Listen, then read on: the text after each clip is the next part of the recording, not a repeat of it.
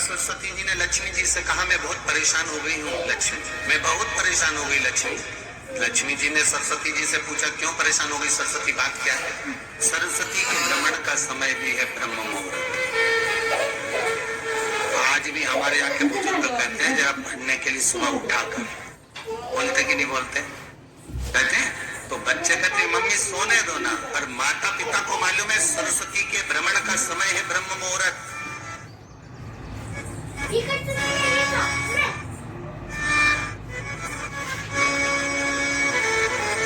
और ब्रह्म मुहूर्त के बाद में सरस्वती महाराज पितरों का समय जब 10:30 का आता है, उस समय तक सरस्वती नित्य स्मरण में भ्रमण पर निकलती है।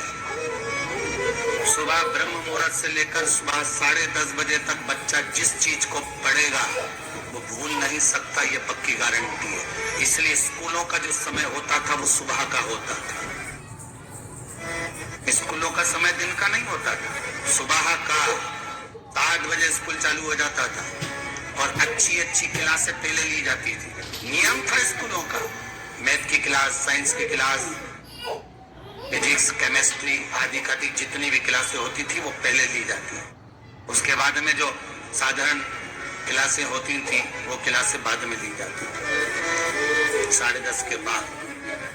हिंदू धर्म देखिए कितना विचित्र है। आज बसंत पंचमी है इसलिए थोड़ा ज्ञात आ गया। सुबह 10:30 बजे से पहले पहले अच्छी अच्छी क्लासों को 7 बजे जब स्कूल चालू होता था तो लेना चालू हो जाता था। उन क्लासों को लेने के बाद जो हल्की क्लास आती थी वो 10:30 के बाद अर्थात हाफ मीटिंग के बाद चालू होती थी और फिर वो 12 बजे तक चलती और 12 बजे स्कूलों की छुट्टियां हो जाती। अपने अपने घर जाओ, स्मरण करो। क्यों? उसका कारण क्या है? किस लिए समय निर्धारित किया गया? पहले दोपहर का समय, अब आज का समय दोपहर का हो गया। क्यों? क्योंकि विद्या पर जोर कम है, इनकम पर जोर ज्यादा है। आज कोई एक अखबार में हमने पढ़ा था, अखबार जो आया था तो उसमें पढ़ा था कि जिस टीचर के यहाँ जिस कोचिंग पर बच्चा कोचिंग करेगा और अगर बच्चा फेल हो गया तो कोचिंग का जो टीचर होगा उसको पूरा खर्चा वापस देना होगा। आज के अखबार में था, हो हमने पढ़ा था, क्लेम लगेगा उस पर।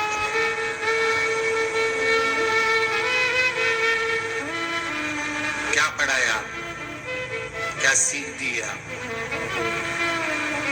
जैसा क्लेम कोचिंग वाले पे लगाया, मैं तो कहता हूँ ऐसा क्लेम घर के माँ बाप पे भी लगाना चाहिए। अगर औलाद बिगड़ गई,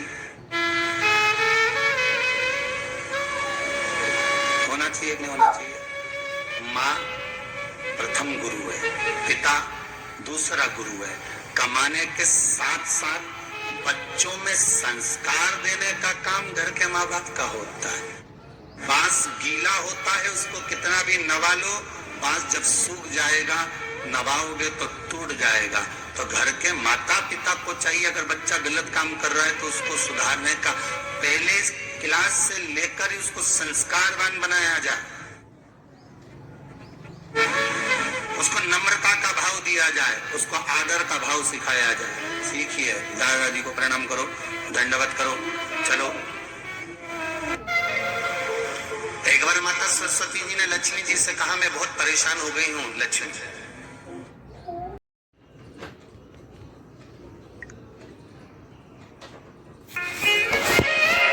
मैं बहुत परेशान हो गई लक्ष्मी। लक्ष्मी जी ने सरस्वती जी से पूछा, क्यों परेशान हो गई सरस्वती, बात क्या है? परेशान होने का केवल कारण इतना सा है कि मेरा काम है गायन करना, मेरा काम है जनमानस में जिसने बहुत अच्छा काम किया होता है उसका गायन करना, देवता में उसका व्याख्यान वर्णन करना। मैं इसलिए परेशान हो गई हूं कि 33 कोटि देवी देवता में केवल एक देवता ऐसे हैं, देवादिदेव महादेव, जो बिना सोचे समझे दान करते रहते हैं, बिना सोचे समझे पुण्य करते रहते हैं, बिना सोचे समझे दान करते रहते हैं। कुछ सोचते ही नहीं, उन्होंने उठाया और दे दिया। इनके दान का मैं व्याख्यान करते करते, इनके दान का वर्णन करते करते, इनके दान का गुणगान करते करते, इनके दान का महत्व कहते कहते कहते कहते मेरा मुख थक गया है। अब मैं करूं तो करूं क्या? इतने में लक्ष्मी जी बोली, जितनी तू परेशान है उससे दुगनी मैं परेशान।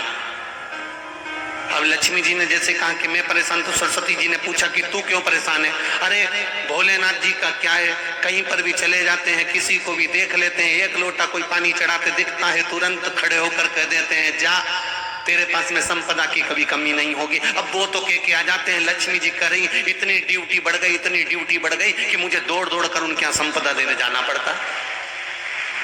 अब मैं भी परेशान हूं। अब ये दोनों परेशान होकर ब्रह्मा जी के पास गए। अब ब्रह्मदेव से कहा प्रभु, इतने में सरस्वती जी बोली स्वामी स्वामी स्वामी। स्वामी जी ने कहा क्या बात है? ब्रह्मदेव बोले तुम दोनों आज मेरे पास किस लिए आई हो? सरस्वती जी बोली मैं बहुत परेशान हो गई। लक्ष्मी जी बोली मैं भी परेशान हो गई। सरस्वती जी बोली क्यों परेशान हो गई? तो कहा कि शंकर जी का गुणगान गाते गाते अब कोई आप एक माता ने कल पत्र लिखा था, उस पत्र में लिखा था कि अगर मैं पूरी जिंदगी शंकर का गुण, आपने वो बड़ा पत्र देखा था ना, उस पत्र में लिखा था कि अगर मैं पूरी जिंदगी शिव का गुणगान गाती रहूं कि शंकर जी ने क्या क्या दिया है तो वर्णन नहीं कर सकती। जब इंसान की ये हालत है तो देवताओं की क्या हालत होगी? तो सरस्वती जी ने कहा मैं गुणगान कर करके थक गई। लक्ष्मी जी करी मैं दे दे के थक गया। इसलिए ब्रह्मा जी तुरंत उठकर बोले तुम दोनों से ज्यादा मैं परेशान, तुम दोनों से ज्यादा मैं परेशान हूं। तो इतने में तुरंत लक्ष्मी और सरस्वती जी ने पूछा तुम कैसे परेशान हो? ब्रह्मा जी बोले मैंने किसी के भाग्य में लिख दिया कि ये जिंदगी भर ठोकर खाएगा, ये जिंदगी भर रोएगा, ये जिंदगी भर तकलीफ भोगेगा, इसको ये रोग आएगा, इस रोग में ये बीमार होकर समाप्त हो जाएगा। मैंने इसके भाग्य में इतना इतना लिखा और वो एक लोटा पानी लेके शंकर जी के मंदिर पहुंच गया और शंकर जी ने उसका भाग्य बदल दिया। तो मेरी लिखनी को भी भाग्य को बदल दे रहा है। ये कलयुग में हो क्या रहा है समझ में नहीं आ रहा। ब्रह्मा कह रहे कि मेरी लेखनी को पलट दे रहा है, वो महादेव से मैं भी परेशान हो गया। तीनों मिलकर पार्वती जी के पास पहुंच गए। माता पार्वती जी बैठी थी, तब साधना में मिलीन थी। अब तीनों बैठकर भगवान पार्वती जी के पास पहुंचे। माता पार्वती जी ने पूछा ब्रह्मा, लक्ष्मी, सरस्वती आज कैसे आना हुआ?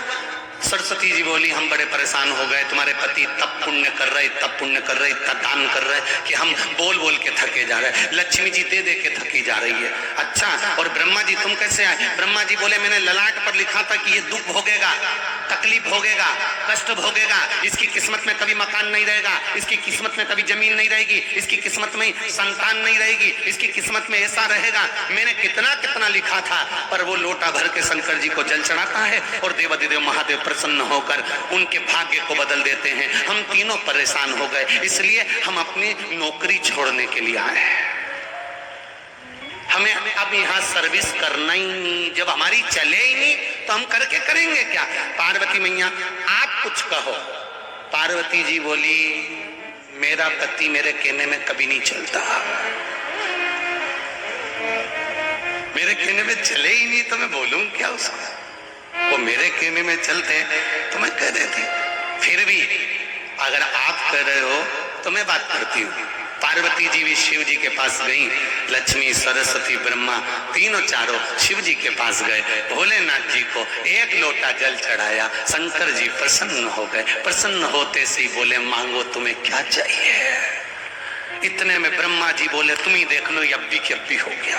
अब भी एक सेकंड हुआ बस, तुमने पानी चढ़ाया और वो बोल दिया मांग क्या चाहिए। अब इतने में पार्वती जी बोली प्रभु बस इतना सा चाहिए। ब्रह्मा जी बड़े दुखी हैं। क्यों?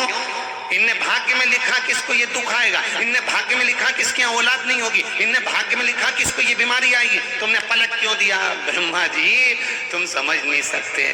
चक्कर ये है कि मेरे पास कोई आता है, मेरा नाम ओघड़ दानी है। ओघड़ दानी का मतलब होता है जो कुछ सोचे समझे बिना दे दे। ओघड़ दानी है मेरा नाम। तो ब्रह्मा जी बोले तो तुम्हारे पास जो हो वो दो ना। शंकर जी बोले मेरे पास जितना था मैंने सब लुटा दिया, बस केवल डमरू अच्छा है, केवल अकेला डमरू और गले में सांप, त्रिशूल। और कोई भी अभी तक मंदिर में आया उसने आज तक नहीं किया कि तुम्हारा सांप दे दो। बोलो रे नोएडा वाले, तुमने कभी कहा हो जाकर कि तुम्हारा सांप दे दो? या तुमने कहा हो तुम्हारा डमरू दे दो या त्रिशूल, ना ना ना, आज तक कोई मंदिर में आके बोला ही नहीं कि तुम ये दे दो।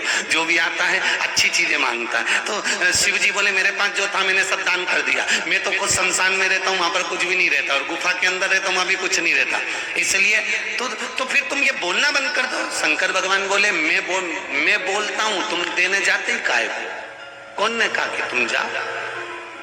अरे प्रभु, तुम तो कहकर चले जाते हो कि जा, तेरे घर में संपदा की कमी नहीं होगी। अगर लक्ष्मी जी नहीं जाती है तो नारायण रुष्ट होकर बैठ जाते हैं और कहते हैं तूने मेरे शिव का कहना नहीं माना, आज से मैं तेरा मुख नहीं देखूंगा। इसलिए लक्ष्मी को तोड़ना पड़ता है।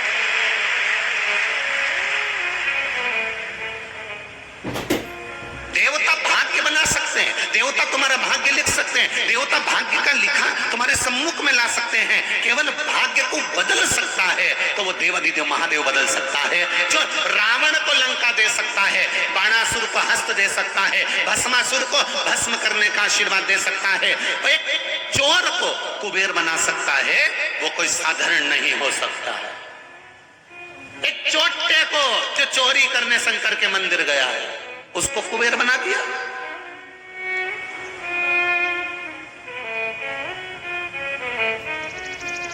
तुम एक लोटा जल लेकर शिव जी के मंदिर में जाते हो, विचार करिएगा, आपको लगता होगा एक लोटे जल से कुछ नहीं होता होगा। फालतू की बात, फालतू की बात। जो तुमको ज्ञान दे कि लोटा भर के पानी चढ़ाने से कुछ नहीं होता, लोटा भर के जल चढ़ाने से कुछ नहीं होता, जो तुमको ज्ञान दे तुम उससे कह देना तूने चढ़ा के देखा क्या? 2-3 महीने तू मंदिर गया क्या? दिल से चढ़ाया क्या? अगर तू मंदिर तक नहीं गया तो हमको ज्ञान देने वाला भी तू नहीं है। हमारी मर्जी, मैं चाहे जो करूं मेरी, मैं चाहे मंदिर जाऊं, मैं चाहे झाड़ू लगाऊं, मैं चाहे जल चढ़ाऊं, मैं चाहे पत्ती चढ़ाऊं, मेरी मर्जी। India Store is getting more likes than my reels. So wanna like invest, but कहाँ? Index mutual fund से start कर। India बढ़ेगा, Sensex उठेगा, और साथ में आपका इन्वेस्टमेंट भी। तुझे बड़ा पता है, अब स्टॉक से सिखा दिया। रिस्क और रिटर्न्स दोनों का एनालिसिस करके टॉप फंड्स लिस्ट किए हैं। खाता खोला क्या? Investment in the securities market are subject to market risks. Read all the related documents carefully before investing.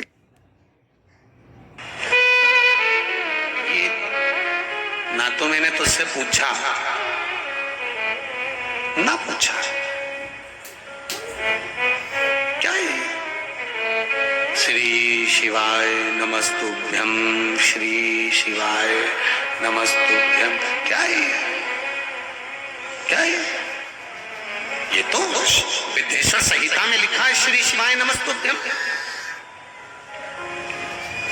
Shiv Mahapuran की विद्येश्वर संहिता में लिख दिया श्री शिवाय नमस्तुभ्यम। ये तो भगवान शंकर को नमन करना लिखा है कि श्री शिवाय, बोलो बोलो जम के, शिवाय न, ये तो शिव जी को नमन करना लिखा है, ये तो मंत्र है ही नहीं। फिर संसार के लोग इसको क्यों जप रहे हैं? तो उनसे कह दो, तो हम ये कहकर थोड़ी ना जप रहे कि मंत्र है, हम तो श्री शिवाय नमस्तुभ्यम। क्या होगा जपने से?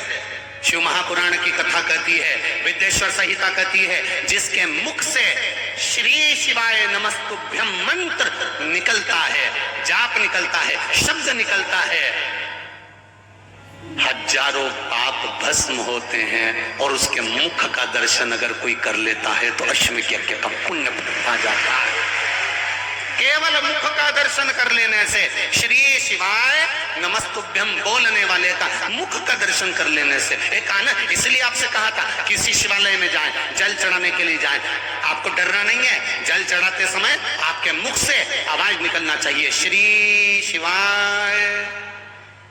जल चढ़ाते समय तुम्हारे मुख से आवाज निकले। क्यों?